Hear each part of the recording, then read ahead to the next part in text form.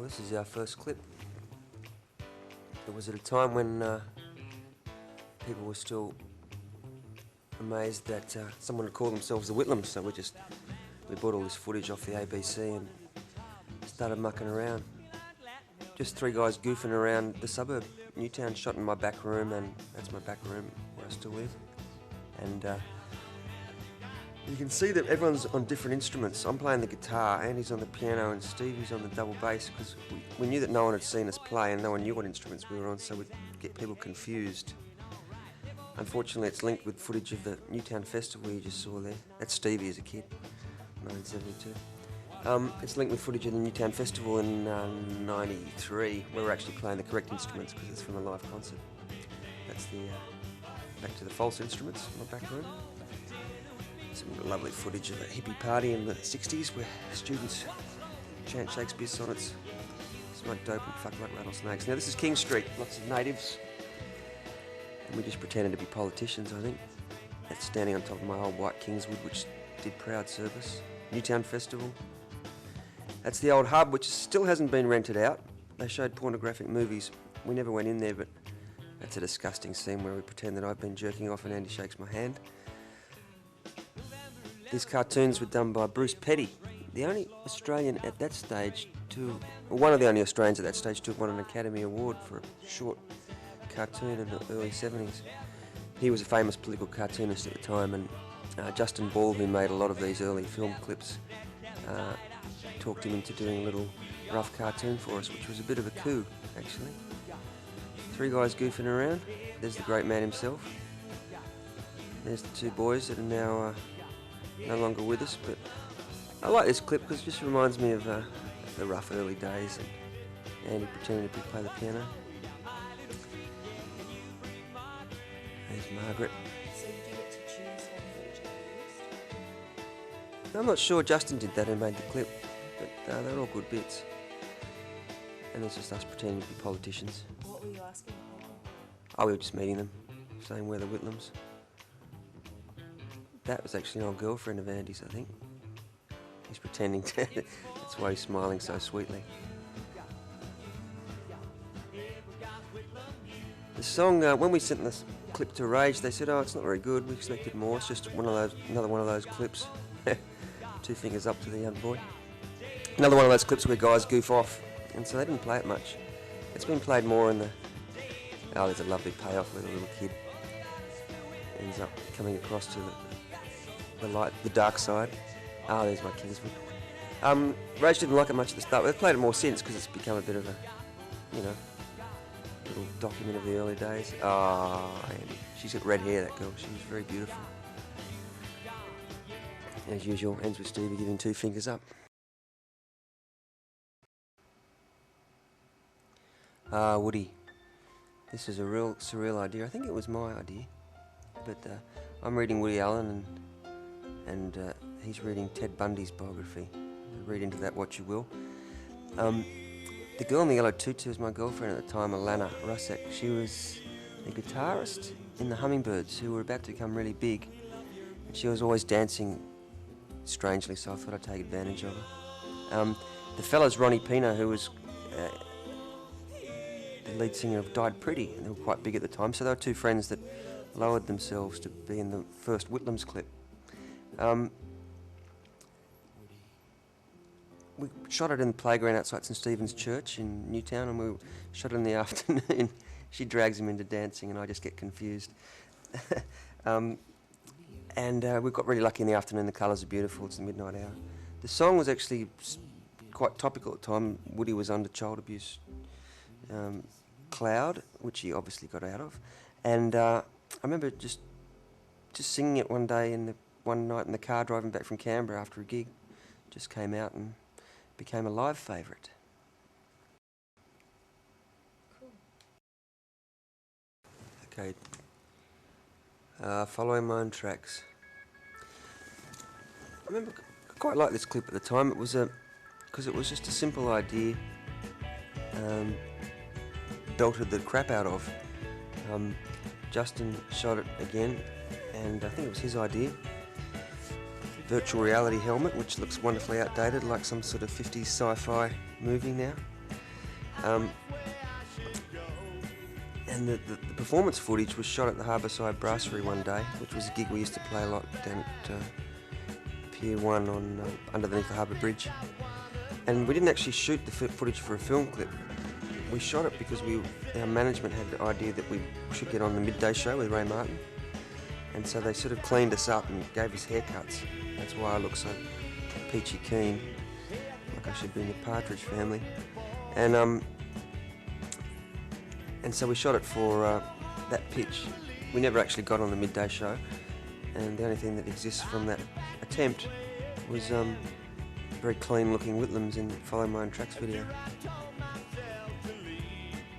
View Tim smiles. Now that's my friend Rowan Greaves. He came in at late notice to play the subject of the virtual reality game.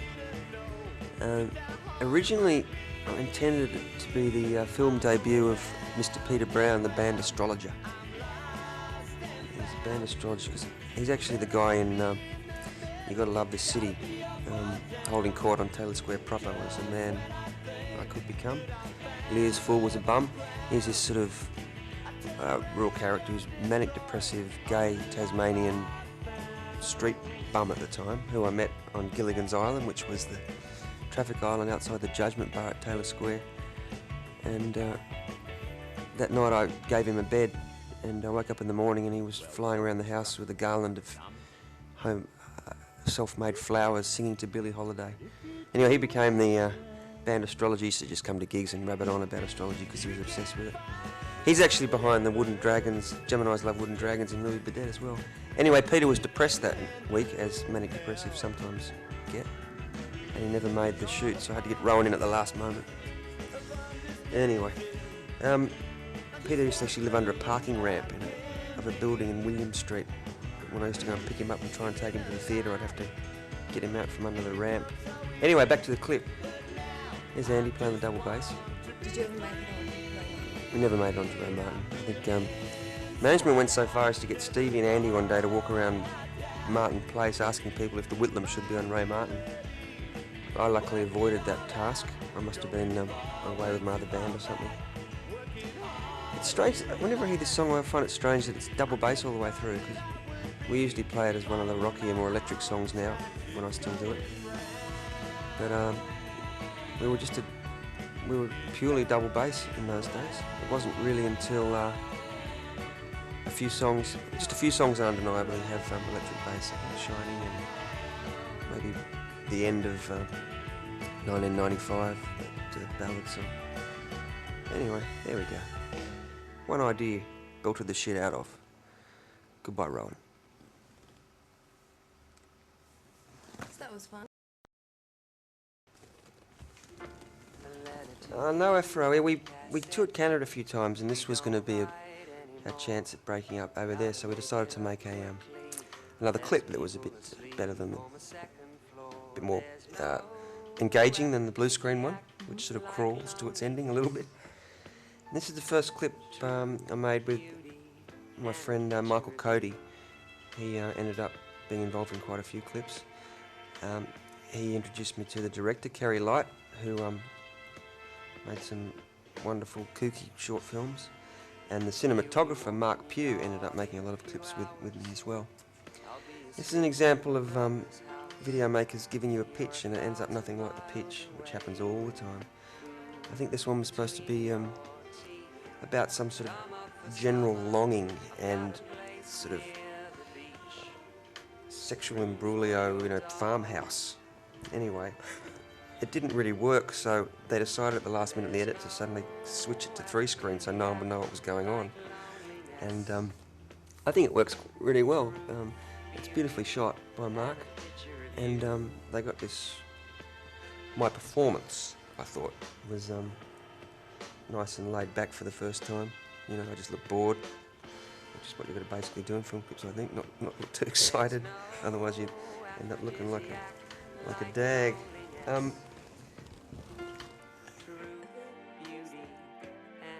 I mean, girls, I think just someone they got from casting in Melbourne who looked really, she's just got great character in her face, and she was really sort of sexy in a playful way. and not in the conventional sense. So I thought they did a really good job with her. No, the Kerry and Michael and Mark Pugh picked the girl in the clip. I went down to Melbourne to shoot. That's one like Little Collins Street, Little Burke Street, and then when I go walking, I end up in King's Cross in Sydney, so it's Melbourne and Sydney. You'll see a sort of long shot that goes from one end of the cafe to the other, if you look at the correct box. And at the end of that panning shot is Martine. Oh, we end up in a peep show. That's all quite nice. This is why the clip never got played on Channel 10, because we end up in a naughty place. I remember the programmer saying, here's some bad acting, where I pretend to be frustrated and excited by the fact, or frustrated by the fact my coin keeps running out. Now we're back in the cafe for some reason. I have no idea. You know, the colours are good, and it sort of suits the mood of the song. I think it's one of the better clips that got made for us. Did it get played on every other channel? Oh yeah, I think it still gets played on, you know, cable television and the ABC occasionally. There's King's Cross. And the song, it's funny listening to it now. It's got a life of its own, this song. It changes every night because I'm allowed to just talk about and rave about whatever's in my mind. But this is the sort of structured version. When I say the song was written really quickly, I mean the first 3 minutes, the sweet bit was written quickly. The outro I really worked on, and I ended up getting help from some friends who'd written the song with those words in it. They ended up being in Machine Gun Fellatio. Their stage names are Pinky and Chit Chat, but their real names are different. Anyway, yeah. So they helped you out this week? No, they wrote the 40 Shades Sexy stuff, the stuff that sounds like it's the Classifieds in Naughty Sydney or something. Yeah, here's a nice smoky look. And yes, well done, Kerry Light. Saved it at the last minute with 3 screen.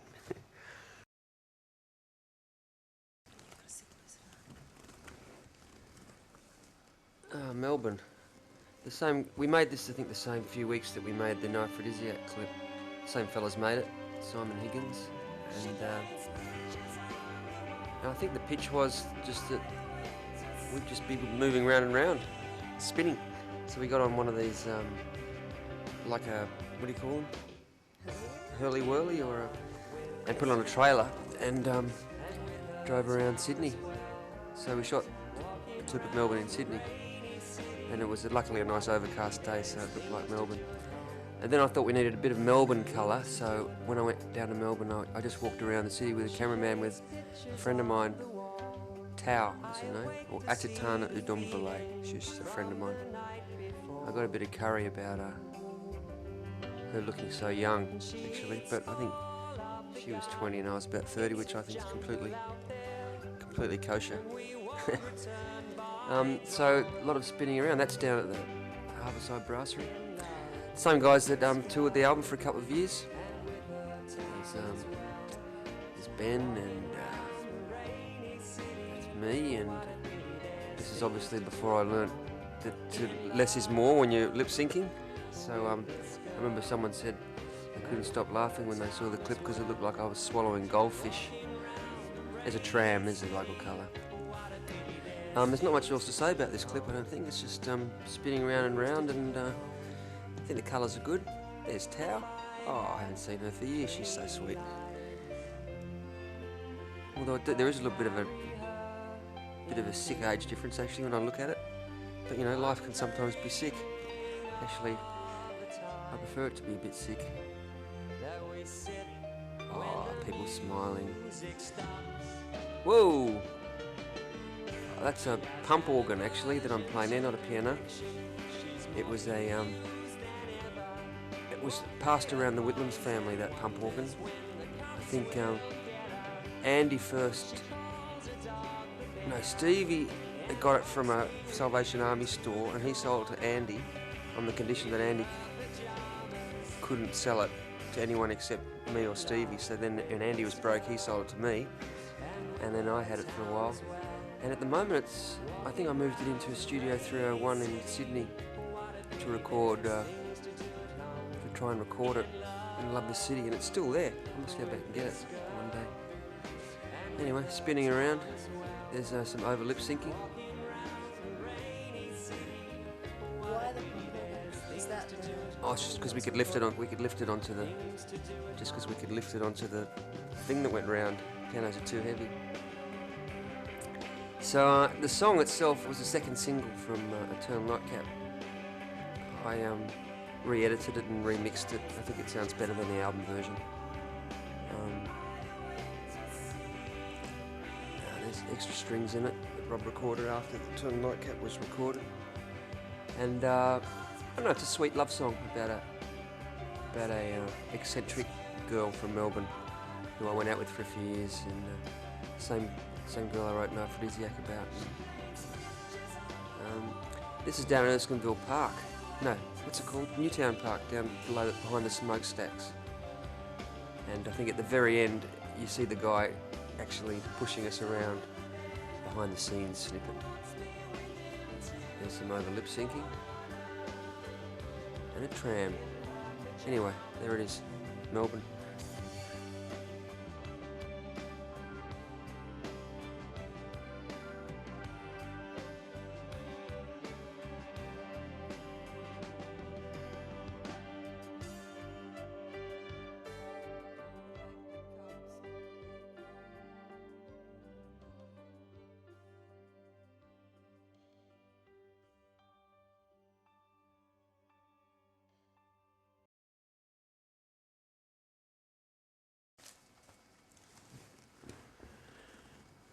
Ah yes, Blow Up The Pokies. That's an old theatre in, I think it's called the Princess Theatre near the Gabba in Brisbane. We flew up to Brisbane to make this clip with guys up there called 50/50 Films. They've made a lot of good film clips over the years. They do a lot of Powderfingers clips. And this was probably the most expensive clip we ever made by a long way, because it was shot on 32mm, which means it's like a movie film quality. And we didn't want to be too obvious about just shooting poker machines and gambling addictions, so we just had this old fella who's got this general sense of disappointment and longing, and you know, maybe he's an old actor who now lives in the back room of this decrepit theatre. We flew up there and we forgot to sort of discuss styling or what to wear, and when we got there was just all these black suits, and I thought we were going to look a bit sort of boring and plain, so at the last minute we put on all these bright coloured shirts, unfortunately, because the clothes have definitely dated.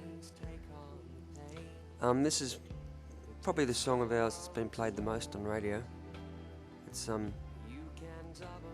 music was written by Greta Gertler, and I wrote the words, which I don't really usually just write words to a pre-existing piece of music, but I love the tune, so I tried to tell this story.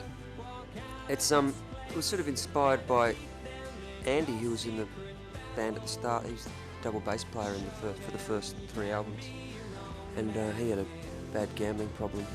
He'd already left the band when I wrote the song, and tragically, about 6 months after the album came out, Andy committed suicide after putting all his wages in a poker machine after working hard one week in Sydney. So it's got a very sad story behind it, this song. The people playing the strings there were just, I don't know, a couple of local musicians from Brisbane. It was actually an 11-piece string section, I think, on the record. It's a good mix, this too, the single mix. I mixed it in Los Angeles with a real sort of world famous mixer called Jack Joseph Pui, and he makes it sort of sparkle and sound very schmick. So nice effects. That's sort of the guy being a ghost and walking past us. Lovely old theatre.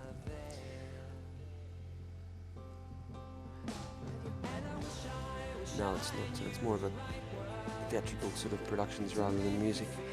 Lovely piano that, it was just chosen for its look. It didn't really sound any good, but it's a sort of medieval type affair. Grand pianos often look a bit sort of puncy, and uprights are very hard to shoot because they're so high. You can't sort of shoot from the other side of them. But that's a nice sort of in-betweeny type thing.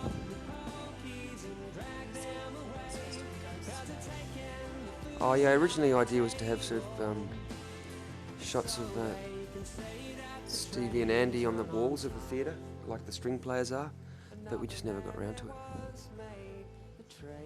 Nice pan back, lovely old theatre, and once again, ridiculous clothes.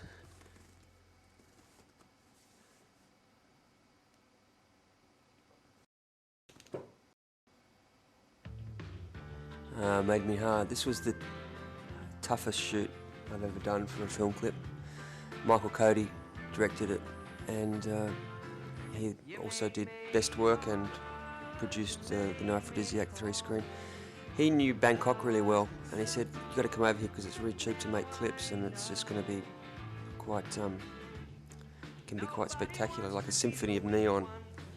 So I went over there for 4 days, and we had this 12-man Thai crew for 4 days. You know, and you can't afford that sort of production in Sydney because it costs too much. It was shot on video, but you couldn't really shoot it on film because we had to shoot so much, and that's blue screen. Anyway, his idea was that I'd just be sort of, I suppose it's almost a reference to Scorsese's film Bring Out Your Dead with Nicolas Cage, except it's set in Asia. And it's a real ambulance. They're called the Ram Guttanyu, and they're sort of volunteer ambulance drivers, because in Bangkok, well, life's a lot cheaper over there in a way. You know, people just go crazy on motorbikes and fall over, and those guys just run around scraping them off the road, basically. So we borrowed the ambulance driver and the ambulance and drove around Bangkok, just looking tired. We shot it sort of at 4 nights in a row, so it was pretty intensive. But I really liked Bangkok.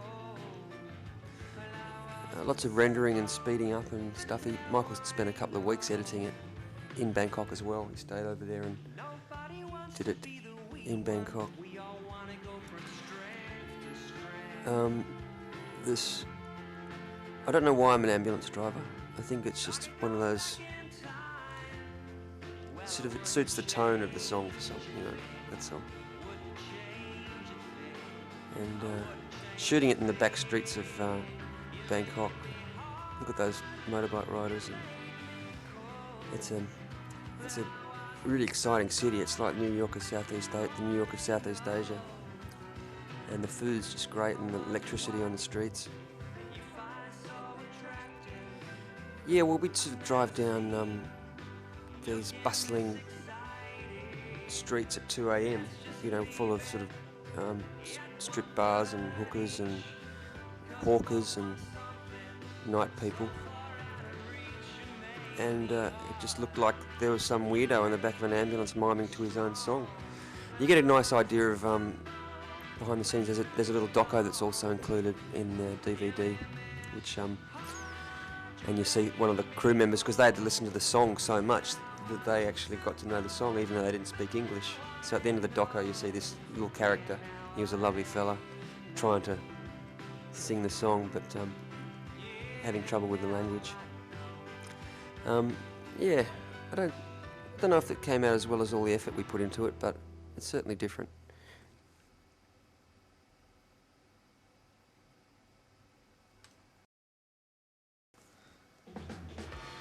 Thank you, this is a shocker. I thought this had the potential, this song, to become quite successful, but the clip sure as hell made sure it didn't. Anyway, Kerry directed it, who did the 3-screen Aphrodisiac, and Michael Cody produced it, who then went on to do best work for us, which is a good clip, but this one's just a shocker. The people that sort of came up with the idea, I think, were in the advertising industry, and they went for a simple idea. they thought they'd create this character of this guy with a bag on his head. I don't know why. They thought it would be funny, I think. Anyway, we did a gig at the Corner Hotel in Melbourne, and then at midnight we had to go to Chinatown to this supermarket and shoot the clip. So it was like a midnight to 8 a.m. shoot, and they spent like 7 hours shooting all the people dancing and the paper bag guy, and then we just had like 20 minutes at the end to do the band shots. By that stage, when I'm sitting with the microphone, I think it was probably 7:30 a.m. I wouldn't have slept for about 24 hours. I felt like shit. One thing it's got going for it, though, is that the colours are good. They've really sort of saturated the film. God knows how we let them dress the band up like bakers. I mean, this one came out straight after Chunky Chunky, so I was really obviously doing my best to completely destroy our career, looking back on it. Anyway, look at the guys, look like bakers. And the dance stuff is just shot from too far away, so you don't really work out what's going on. All in all, a shocker. I don't know, I wasn't there. They'd already done all the dance moves by the time we got there at 1 a.m. Anyway, in the end, it's supposed to be a love story because the paper bag man finds a woman with a paper bag on her head.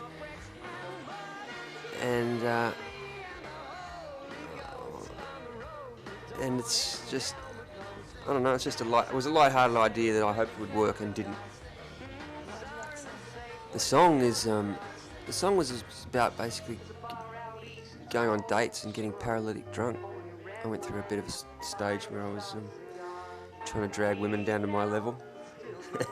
And often they were complicit, but so what does he do? He puts a cat in the poor old Terrapie.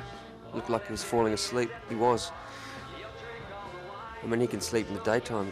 If you keep him up all night, he's definitely going to go to sleep on the drums.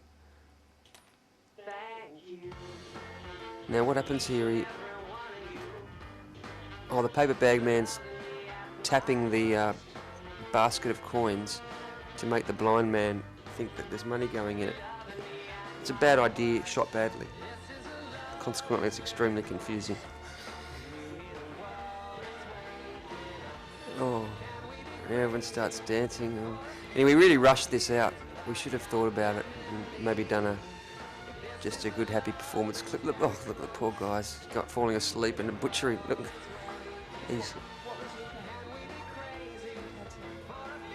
I don't know, but you shouldn't rush film clips. You think they need to come out quickly, but they last a long time. Okay, there's True Love, Paper Bag Man and Paper Bag Girl.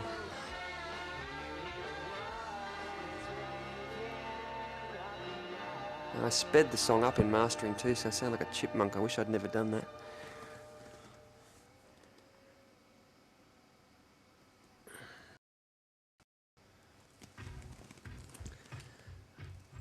I'm an air guitarist. This is a funny clip. Well done, I think. It was all the people that made it were called Urban Gorilla. Ryan Renshaw directed it, and this was the first thing we did with Warner's. And so we got about 6 pictures in, and I just thought this one was funny because the song's sort of humorous, and so he set up this whole air guitar championship in a warehouse over in Balmain. And we were on the road, so I wasn't even there for the shooting of the air guitarists. We just went in the next day and shot our little cutaways. So it's all cast, it's all make-believe, and I don't know who most of the people are. In the background there you saw people playing air pokies. That's what they were doing, which I thought was a nice little reference to the song that was going to come out 6 months later. This is of course the sort of apotheosis, or the sort of peak of Danger Mouse's career. Tony, who's become good friends with us since, because in the tour after this clip came out, he used to come on and play air guitar with the band whenever we played in Sydney. The whole doco feel is I haven't seen this for years. It was a really good clip. It was a real pity that the clip came out after the song went to radio, because we were really ready for a fall. We just had a lot of success with Eternal Nightcap, and when this came out, it sounded strange and silly, and a lot of people thought we'd completely lost it and were sort of rubbing their hands that we'd go down like a pack of poo. But luckily, Thank You and Blow Up The Pokies did well after this one basically stiffed. It nearly destroyed the band, this song. White Chunky Air Guitar, it was a song written by the Machine Gun Fellatio boys, and I liked it. And I just misheard the lyric. What they originally said was chonky, rip it up now. It was just nonsense. And it's just a sort of expressionist, surreal sort of tone poem almost. It's got a lot of funny lines. I thought air guitar, it hadn't been a song about air guitar, and that it might plug into some sort of common Australian memory, but it failed. So the best thing about the whole affair, I think, was this humorous clip. There's Danger Mouse. He always comes and plays with us at Manly Lees Club because he lives up around Harbord. His sister's a famous conductor with orchestras around the world, so it's a family of air musicians. I love it at the end here where he says it's just like trying to pat your head and rub your stomach, and he gets it wrong. He doesn't do it, thus proving his point that no one can really no one can do Hendrix, he says, doesn't he? Others make it the right hand fine, chords okay, but their strumming's out of it. And you get the leads, which is, again, it depends where the leads actually play. Anyway, Ryan made Don't Believe Anymore clip as well a few years later, which unfortunately wasn't quite as successful a piece of art as this one was, I'm afraid.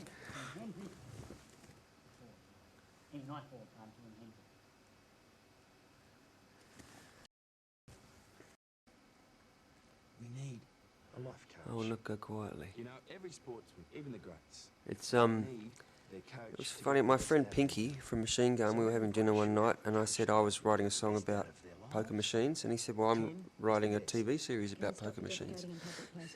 He was one of the 3 writers of the whole series, Love Is a 4-Letter Word, and he gave me one of the Pokies. My tune came out before the TV show came out because it takes a lot longer to make a TV show than record a song. So when he gave me one of the scripts, and it was the episode where this character in the show, Duffy, basically freaks out and defecates on the field. So it's quite, disgusting.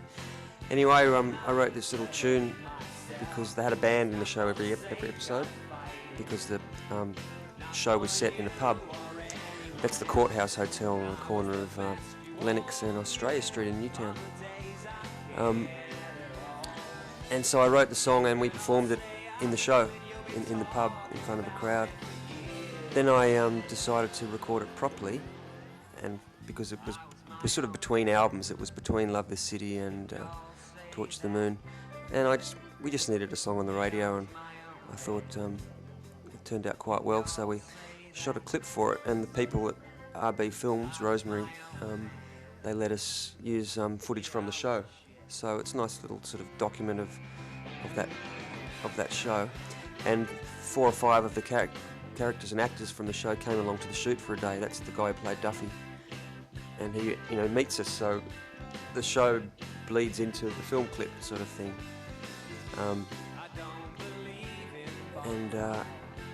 so a lot of the stuff's from the show. We shot it just in a day, and it was a lot of fun. It was the first clip where we just sort of, I didn't tell the guys to wear anything, and we didn't have a stylist. We just rocked up in our own clothes, and we've sort of been doing that ever since, rather than sort of, dressing up for what you think a band's supposed to look like. So I like the fact that we're all just ourselves and sitting around Newtown, sort of relaxing. And I was a real fan of the show. I thought it was great. See, here's the poker machine stuff that Pinky wrote. In the end, they dragged the machine out of the pub and jumped up and down in it, so it really suited our poker machine sort of campaign, or anti-poker machine campaign. All those posters in the background came from my suitcase. That's the Sydney Trade Union Club and Penguins on Safari posters, all these bands that I'd been in for years before, and which I'd saved in a sort of uncharacteristic peak of nostalgia. At the end, also I think the police just went past and checked us out, and I just ran after them because I thought it might suit the naughtiness of the clip. This is where they're all watching the grand final, and Trent Duffy, Australian Rugby League captain. There's the poker machine going down. Excellent. Should have done that for the Pokies clip, really. And there he is, he lowers his pants and lays a cable in the Sydney Cricket Ground. And this wasn't staged, it just sometimes you just go with what gets presented to you. Missing cops. Okay, For You, this was made by a young fella called Jake Robb for Tribal in Melbourne. It was just the pitch that I liked the most. We've got about 6 pitches. Oh, the first thing that's obvious is this is a mix that, sort of single mix that we tried, and it's not as good as the album mix, and it's a bit slow too. I ended up speeding up this track, so I don't really like listening to it, but I like the look of it. I think it did a really good job. It's shot in the tunnel between 2 hospitals in Melbourne, in the Eye Hospital. It's a great location because it's you know, lots of depth and got its own feel. Actually, about 3 or 4 clips were made in the same tunnel after we did this one because Jake was the first one to do a clip in the tunnel. God, it's a terrible mix. It's slow and anyway. His idea was that the song's sort of about being obsessed or starting to be obsessed by someone, and in the clip, this fellow, he sees all these televisions when he's walking to the train, I suppose, and he doesn't know what's going on. Is he going mad? No one else seems to notice them. And then at the end, you know, the payoff is that, you know, when you put all the televisions together, you get the image of this girl. Jake cast the actor, and he also cast the red-headed actress, who's quite beautiful, and who I never met. She'd already left by the time we got there to shoot. In retrospect, I think maybe I should have played the part of the guy walking up the tunnel, but I just didn't like how I'd been acting in clips, so I just wanted to keep it simple. I just wanted to sort of mime the song and let all the actors do the acting. But people have said since that they didn't really understand what the hell was going on. Who is that guy? Why is that guy in it? But, you know. This is one time, though, I must say that the clip actually turned out like the maker said it was going to. You know, a lot of other ones, they give you an idea and it ends up nothing like it, and you just got to wear it because you can't afford to go back and make another one. But I think he made it quite eerie and spooky and obsessive and dark, and I think the band looks good. Once again, you know, we're just wearing it, probably the first, yeah, we're wearing our own clothes again, as opposed to, you know, dressing up like ponces. I can't believe how slow this mix is. And the reverb on the snare is really, really suspect. Anyway, we shot it in a day, and it was funny. There was a guy who had a prisoner, and he'd been taken out of Pentridge and taken to the hospital to have some medical procedure, and he was getting walked through the tunnel by an armed guard, and we had to stop shooting, and he walked through. When he got to the other end, he tried to escape, and he was shot dead. So I think probably what happened was he saw us, he realised how good freedom could be, and he made a run for it. It was in the news the next day that a prisoner had been shot dead at the hospital. We saw him about 15 minutes before that happened. So there's a little bit of trivia for you. Anyway, here comes the TV. Quite technically advanced for a cheap film clip to sort of get all those televisions with different bits of the one image. but Jake managed to do it, and I think it's there she is, and he goes, "Ah, I see. It was my girlfriend." There you go. Yeah, she's really pretty. Very pretty girl. Best work. This was shot at the Wentworth Park Dogs. Michael Cody directed it, who did Made Me Hard. And that's one of my favourite clips. It doesn't make a lot of sense to a lot of people, but it looks really good. The song, I suppose, is about when you're in love or in a relationship that you basically try and make the other person happy. You've got a chance to be a better person than you've ever been before, you know. And if it goes well, then you were good at making them laugh, and you were good at making them feel safe, and you were good at inspiring them, and you were good at loving them. And so when, for whatever reason, you break up, there's always a bit of regret and sadness that those times are past. We didn't want to make a real literal film clip, you know, where there's, you know, two people, well, a guy, I suppose, just was crying because he's not with the girl anymore. Michael had the idea to shoot it at the Dogs because there's a general sort of feeling of disappointment and dashed hopes at those sort of venues. I suppose in a funny way it also fits our sort of little anti-gambling line that had been established by Up The Pokies. So we follow the fortune. It's a real sort of slice of life, and it almost captures the feeling at the Dogs. And that's actually the band shot in the big betting hall down at Wentworth Park as well, which has got a nice sort of, lot of depth. Mark Pugh shot this one, who shot Made Me Hard and Aphrodisiac and I'll Not Go Quietly, so he's our sort of cinematographer of choice. He's very good at what he does. And they shot a lot of the band stuff at high speed. The film's done at high speed, so it has a sort of languid feel about it. I think some of those drum rolls are, you know, really good. And there's the betting. Anyway, we follow the fortunes of this fella who I suppose is not being as good a husband as he should be because he's always at the Dogs, or he's got an obsession with his greyhound, and here he is there. He just, you know, loses his bet, and in the end I think the wife comes back and they just wander off. They reunite and just wander off into the night, I think, and the dog goes behind them. And the band looks really good in this one because, once again, I just said, you know, just wear your own clothes. So consequently, I suppose we're just a bit more comfortable in these later clips because we're just dressing like we would at a gig rather than trying to ponce ourselves up, you know, for some sort of imagined aesthetic. That's where the film jams in a camera. It's an effect that's very hard to recreate. Here's where they just sort of, with that paper going around, they just blow newspaper into the scene and shoot it like 5 or 6 times quicker than normal speed, so that when it gets played back, it's all very sort of slow motion. There's Jack doing his George Harrison impersonation. This was a sweet little song actually, and Daniel and Jack just went crazy on the production. It ended up huge. They're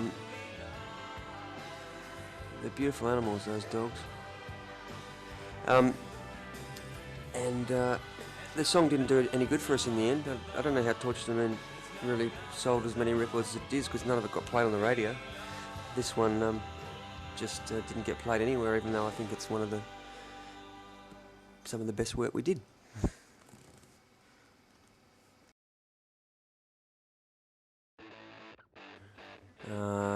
Royal in the Afternoon, that's actually a shot of the greyhounds from Best Work, because I'm always getting diverted from my journey to marriage later in the day. This was a reaction against against Best Work and Fall For You being so serious. We decided to have a bit of fun. The idea was, Finn Edstrom in Melbourne made this, and we all flew down for 2 days to do it. Those two guys are supposed to be my brother-in-laws. They're quite well-known actors. They have their own sort of duo, and they've been in films, and they're really sort of fun slapstick fellows. You can really tell that they're professional actors because They act a lot better than I do. That was this huge limousine which we drove around in with a sort of window in the roof. Yeah, what happens is I just keep seeing the three guys in the band, and here I just go and play darts with Terapi. And he shot this well, I think. It's shot on film, and its production values are pretty good, and it's quite funny. I don't know what I'm doing in a tie, but you get that sometimes. I think next I see Jack, don't I? Oh, that's crossing the Westgate Bridge in Melbourne. And the boys saying, "Get down there, matey."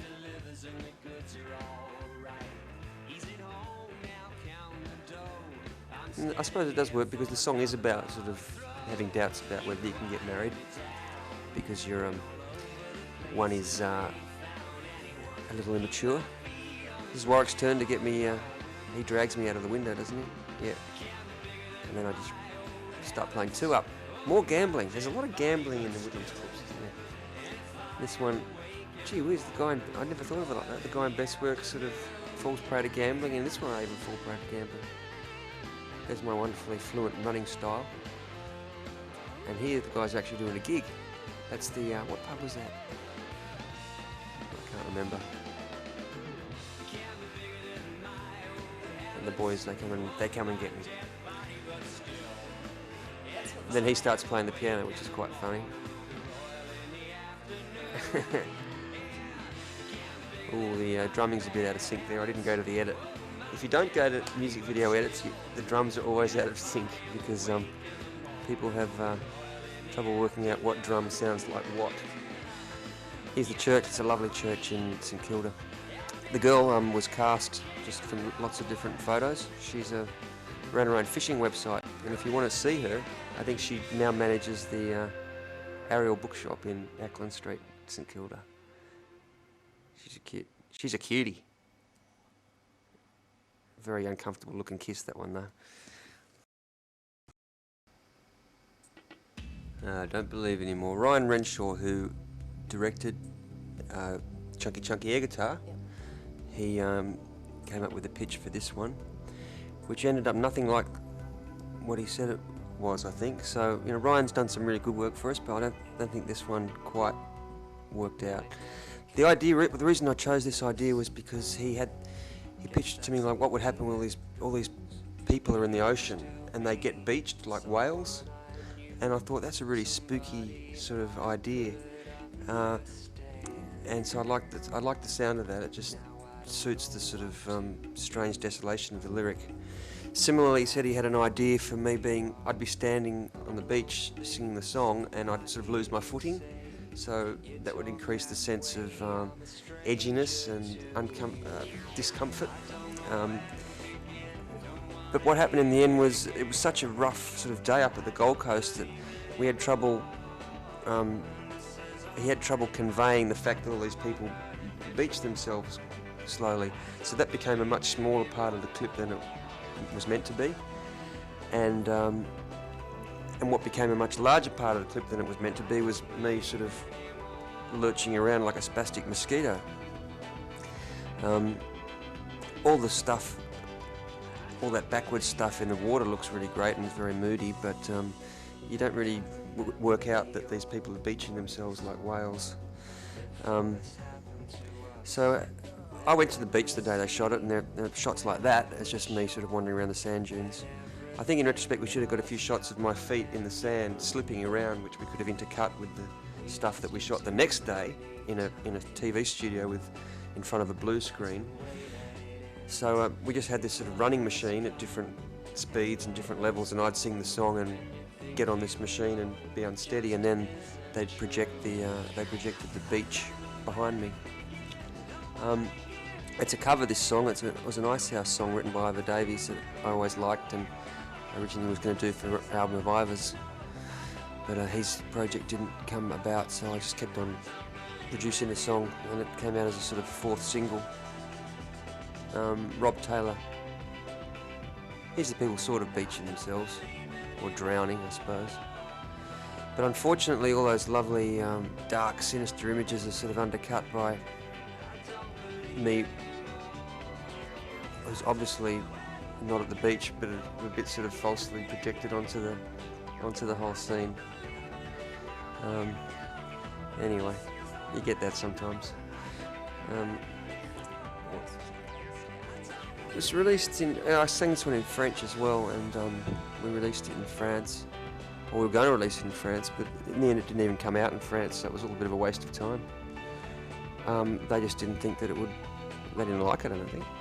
So, you know, you just do these things in the hope that someone will think it's good, and sometimes no one does, so you don't release it. Yeah. It's the rest of the band aren't in it because the band didn't even play on it. Actually, it was just mainly me and Rob Taylor produced this one, and I think it was between albums anyway, and it would have cost too much to fly the guys up to the Gold Coast, so I just did it myself.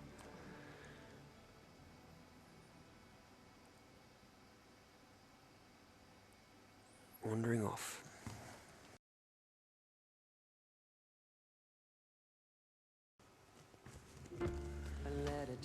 No Aphrodisiac.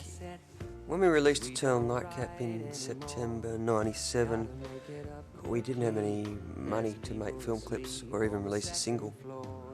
So we just pretended it was a single, told people it was a single. We hadn't actually manufactured one. Triple J started playing the track and it started to take off. People liked it. Over the end of that year, we just suddenly sort of skyrocketed in crowds, and it was a lot of fun.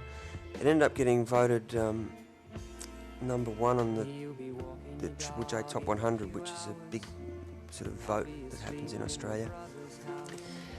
And we didn't have a film clip for it, which shows how important video clips were at the time. You know. Anyway, I like to think that they never had a clip. But anyway, when it was voted number one, they were going to do a video countdown, and at the end of the countdown, there just would have been no number one. That's probably what we should have let happen, because that would have been stranger than rushing to make this clip. So we rushed in January to film this clip. Simon Higgins shot it. Nice simple idea, sort of languid performance clip, which it's quite nicely done, I thought. My flatmate Martin Souse, who now edits Better Homes Than Yours, he edited it for me. You can sort of, what's the problem with it? In these early days when you're learning how to lip sync to clips, you always overdo it. So it looks like I'm sort of swallowing air all the time. It's not till later that you work out you've got to sort of move your lips very little when you're singing along to the CD player. These are the guys that I put together in about August '97 to tour and play the album. They didn't play on the album as such, but they're doing a wonderful job miming here. There's Bill Heckenberg, who was with me for 2 or 3 years. He'd originally been in the Warumpi band, around the country many times. On the bass, there's Ben in the back. Ben was with me for about 4 years. That's his guitar Ganesh, which he'd made himself, based on the Indian or the Hindu god, I think, with all the arms. Later gets featured when Kim Beazley plays it at the 1998 Labor Party Arts launch, which is referred to in Bob Ellis's book, which I should actually get out and put on the DVD somewhere. And on the bass, there's Kotko Lovett was his stage name, real name Thierry Fosmar. He was with me for a couple of years and did a good job touring. We used to call him the emu, or the camel, I think. Everyone had an animal name. Ben was I'm the big old lazy cat, because I move so gracefully. Just like Big John's very little, or Little John's very big. Ben's a fruit bat, quite a strange, fruity character. And Bill, I think, was I can't remember. I think he was a badger. This is the one scene which got overplayed a bit, where I throw the newspaper up in the air. It was because of that scene that we decided to shoot this song, the whole clip again, when we released the song in Canada. We thought that was really daggy, that bit. Anyway, you get that. It's very blue. Oh, in a warehouse somewhere. I think in Balmain. The song was actually cassette. It was I got back from a tour in Melbourne, and I missed my girlfriend who was living in Melbourne at the time, and wrote this song about 4 a.m. in 20 minutes on a cassette and sent it down to her. So she's always been good luck. Martine. Melbourne's about her as well. As is Royal in the Afternoon. Whenever I try and write a song about Martine, I end up with singles. So I should really try and stay in touch with her. Anyway, there it goes. It's that song's the reason we ended up still going on, because it was a freaky hit.